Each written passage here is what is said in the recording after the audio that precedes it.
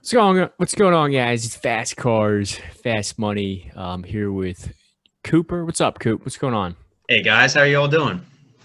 Hopefully, we're all doing good. Coming off a exciting Talladega weekend. I know it wasn't as big of a wreck fest as we were all hoping. I know the Xfinity race got cut short a little bit, and there was some cautions in the Cup race, but a lot of them were kind of single car wrecks, or they were literally crashing over the start finish line. So if you stack the back like we did, might have not have been as beneficial as taking some risks up front. But we're moving forward. We're on to Kansas.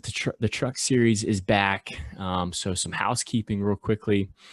Any questions, comments you guys have, you can throw them down in the comments below, or you can hop over on Twitter. It's at FastCarsFM. We're also going to post a spreadsheet over there as well. So if anything happens between this video and when the line locks, any updates, we'll be posting them to our Twitter page. And we're a new channel too, so we're really close to 100 subscribers. I think we're at 96 right now, so we really appreciate all the support we've been getting, and we'd love to break that 100 mark this weekend. So thank you guys so much. But all right, Coop, we have another Kyle Busch week. He is in the truck race again, so kind of leads us to the question of, are you playing Kyle Busch or are you not playing Kyle Busch? And so we'll dive into that. If you look at Kansas, what I would do is I'd look at Vegas and Atlanta as kind of track comparison types for earlier this year, try to figure out who ran well at those tracks and, correlate that over to the drivers you're going to want to plug in your line. But if you look at the pricing of DraftKings, there's a lot of drivers on here that we both feel are kind of mispriced, which is going to make for a pretty, chalky lineup construction. There's going to be a lot of players that are very high owned, which really opens up the door for some low interesting pivot plays.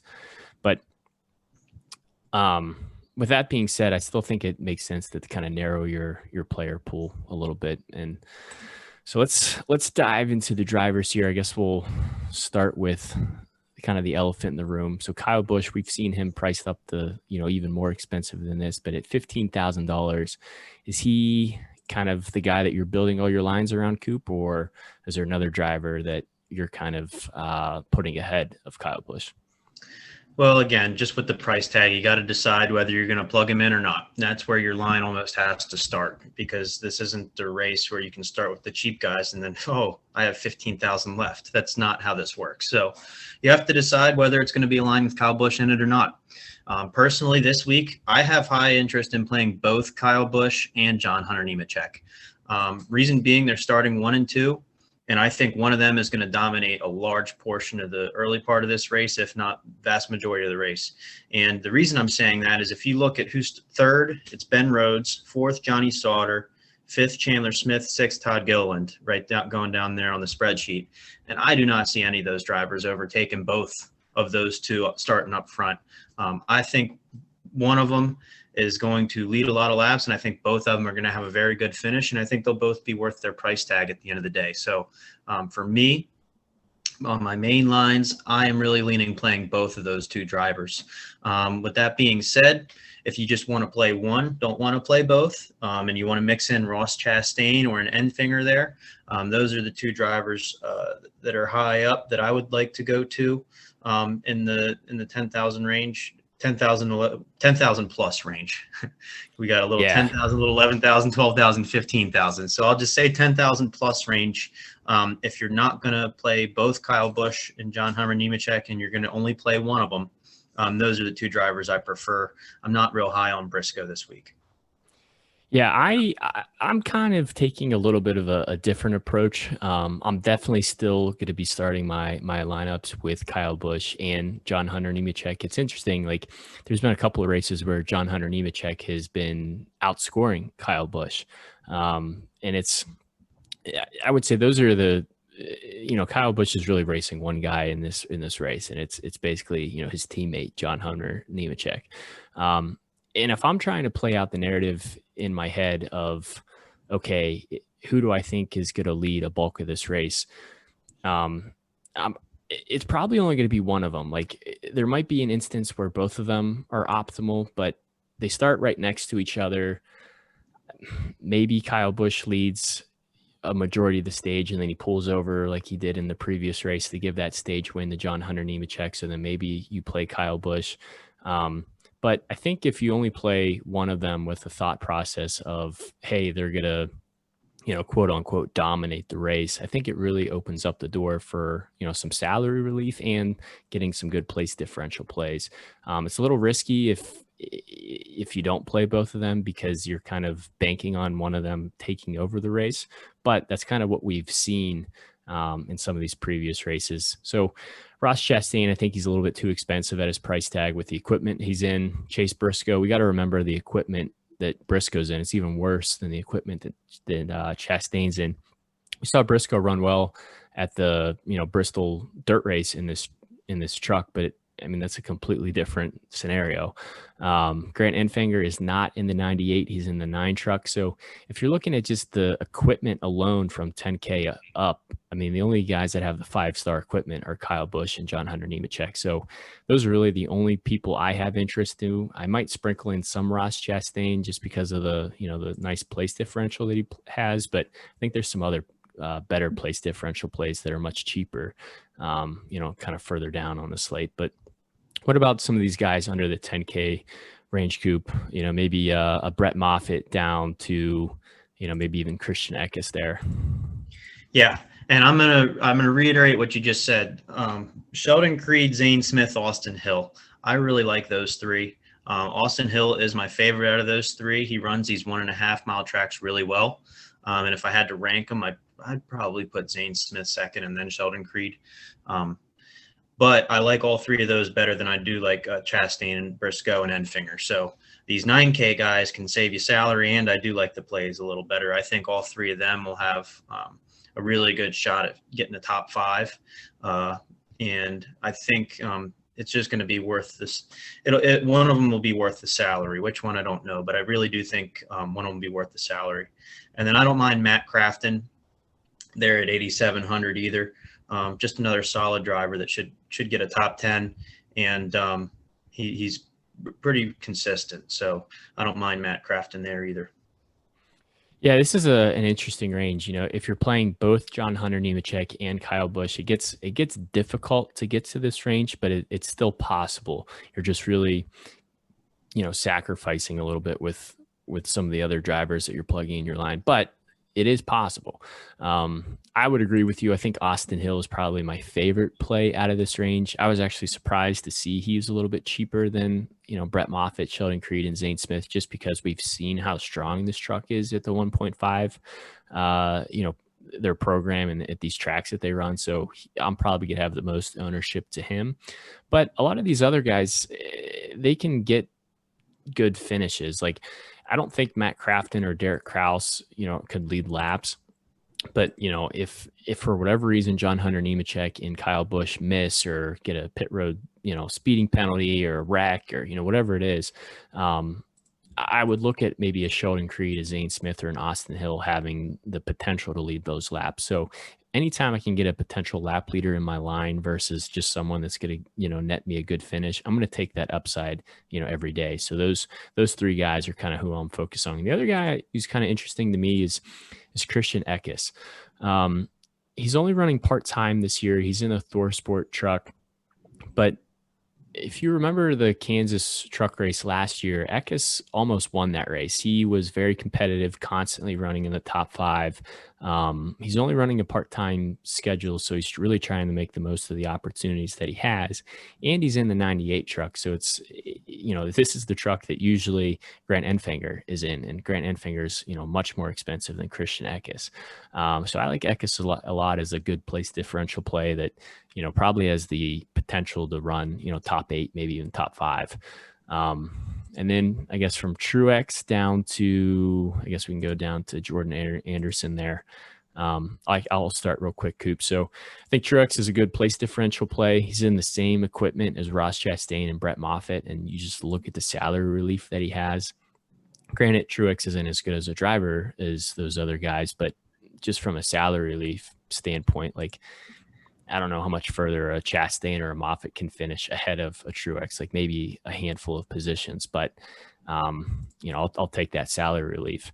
Tyler Ankrum, he's in a good truck, but he's probably going to run around where he starts. So I don't know if that's going to work out or not. We've seen Stuart Friesen run really well this year, and the Toyotas have been dominating the series and the truck series, and that's what he runs. He runs a Toyota, so I'm pretty interested in Friesen. Chandler Smith is in the same equipment as Kyle Busch and John Hunter Nemechek, but he starts fifth, so I think that makes him a little tough. Johnny Sauter just starts too close to the front. And then Jordan Anderson is finally back in the truck series. We have not seen him in a while just because of this no practice and qualifying. Them missing qualifying for the Daytona 500 has really delayed their entry process, kind of getting back into the truck series. So they've been working on this truck a lot. He starts 36th. I think that's another good place differential play that doesn't have a ton of upside, but he can easily get you a top 25, 20 finish. I agree with you. I like Eckis, and I think he'll also come in low owned. Even with that price, I feel like he's going to be overlooked just because he's only been racing part-time. So I do really like that Eckis play. Friesen, I'm fine with that. I think the price is right, and I do think he can run around and get a top 10 as well. So I'm fine with the price tag there. Anderson, I'm not as excited about because I think you can go a little lower on price and get around the same performance. So I don't mind him. I like him, but I'm not going out of my way to get him. And then we hit a stretch here where I'm a little less interested for a while. Yeah, this Spencer Davis down to CJ McLaughlin there. I don't really know if I'm going to play any of these guys. If I had to pick one, I would say my favorite by far is probably Raphael Lessard, just because of the equipment he's in. If you look at all the other guys priced around him, like Lessard is in, he's in that GMS truck. I mean, it's a good truck. It's the same equipment that Zane Smith has, that Sheldon Creed has, and it's $6,600. That's a driver that you can plug in as strictly just a value play. We've seen Lessard maintain his position. We've seen him run in the top 10 this year. He's constantly making, minor improvements moving forward as the year progresses. So that's where I would go. The other guy I have some interest in would be Timmy Hill. He's a little bit more expensive, and he doesn't start as far back as he usually does. But we've seen that, he keeps the truck out of trouble. He's always there at the end. It's not an exciting or a flashy finish, but it's just a consistent, top 15 to 18, run that he puts together. But other than that, I mean, Todd Gilliland starts a little bit too close. Spencer Davis just doesn't have enough upside. Dawson Cram is way too expensive. Timothy Peters should probably finish around where he starts. Same with Danny Bone. And then CJ McLaughlin, like the Reum brothers, I think. Yeah, they literally just announced like 2 days ago who their driver was. So I don't really know what to expect there. If there's a lot of wrecks and if the equipment doesn't fail, maybe it's a pure attrition play that can move forward. But I'd rather focus on guys that have, good top 10 or even top 12, finishing potential. Yeah, I think you covered that range pretty well. I'm not too interested in many of the drivers in that range. Where I do become interested in is Tanner Gray. I think, would I like him to start a couple spots further back? Sure. Am I willing to pay $5,900 for him at this starting spot? Absolutely. I really think that he'll pay off that price tag. This is the cheapest I think we've seen him, and I really like the price tag right there. Moving down, I'm also really high on Tate Fogelman. I think that he can.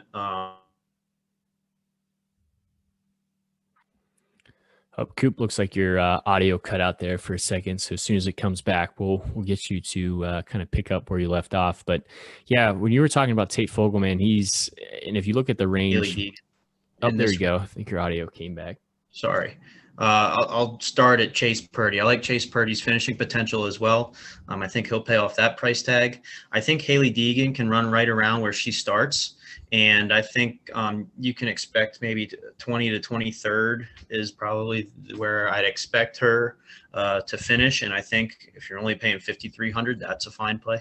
I think Carson Hosevar, again, he's starting 11th, but again, he sticks around that 10th to 15th position at a lot of these races. And for $5,100, if you're getting a top 15, he's paying his price tag off. So I really like a lot of these cheaper price drivers, more so than the $6,000 to $7,000. It might have even been $7,500 range. I'd prefer to hit these and then plug in a Kyle Busch and a John Hunter Nemechek, and then maybe even get up to one of the other drivers like Austin Hill, or maybe play two drivers down from this range and then get into Eckis and then play somebody that's a little more expensive than this range. But that's sort of my approach for the race. Is I really think overall on most of my lines, I'm going to have Kyle Busch and John Hunter Nemechek drop down into this 4,500. Well, I'm not going down to Jennifer Joe, but this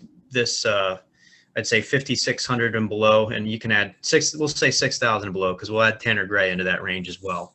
And I'm plugging in some of these drivers and trying to get the dominators of the race in there, as well as the drivers that I think are going to finish in the top three. Yeah, and then just to wrap it up, I completely agree. Like I feel more confident about this range than I do, the range above it.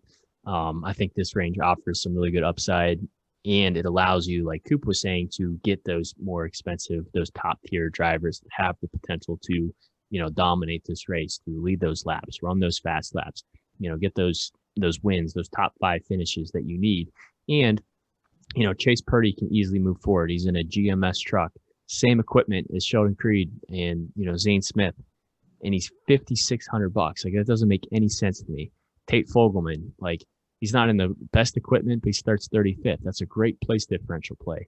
Brett Holmes, we literally just saw Sam Mayer in this truck, and he was like the second or third most expensive driver on the slate. It's literally the same truck, and it's $5,200. Like, yeah, Sam Mayer is a better driver, but still, this truck is good, and it can give you a lot of place differential points. So if you put those 3 drivers in right there, or even pivot to a Haley Deegan or a Carson Hosevar, or even a Chris Wright, like, I think that's the right way to go, especially if you're going to be playing both Kyle Busch and John Hunter Nemechek. So that's going to do it for the Truck Series breakdown. One more. Oh, go ahead. I forgot to mention a driver in this range because it's really risky, but I really like it for GPP plays. Austin Wayne Self has actually had a surprisingly sneaky good season so far. He is somebody that I could see getting a top 15 and being optimal, and I don't think many people are going to be on him. So, yes, he's very risky, but he could be sneaky good. All right, and that's your risky GPP play for making it all the way through the video. So, kudos to you guys for listening this far and kind of getting the insider information there. But that'll do it for the Truck Series. Thank you guys so much for all the support this year. And once you're done putting the truck lineup together, hop over and catch our thoughts for the Cup video.